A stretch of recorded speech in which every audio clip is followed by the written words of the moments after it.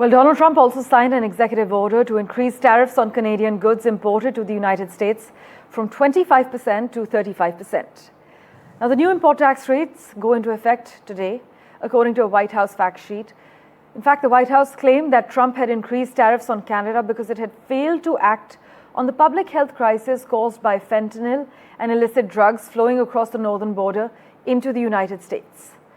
However, in the early hours of Thursday morning, Trump had posted on social media that he might not strike a deal with Canada on tariffs as punishment for his decision to recognize the state of Palestine.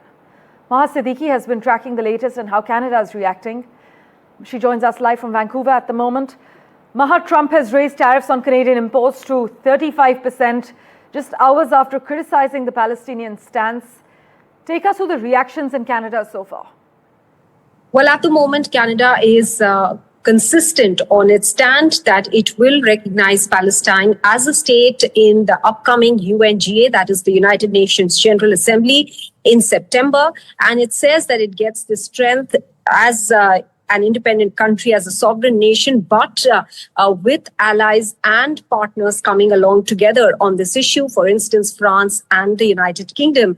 And therefore, for the moment, it remains committed to this intention that Mark Carney himself announced yesterday of recognizing Palestine as a state in UNGA in September.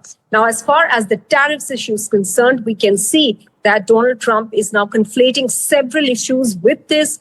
It started off with fentanyl, the issue of fentanyl, and the issue of illegal immigrants crossing over from the northern border of the United States, that is from Canada. It has now gone down to unfairly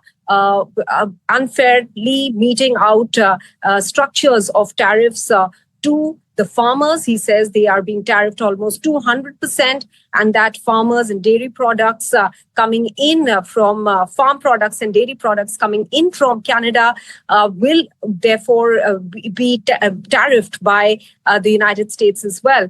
And now he is now associating this 35% tariff on non-CUSMA compliant goods coming in from Canada to the stand on Palestine that Canada has taken. So several issues being conflated there, Parmeshwar, as you can clearly see. Although Donald Trump has said that he's upset with Canada's decision on Palestine, but he's also pointed out that it's not likely to be a deal breaker between the two countries.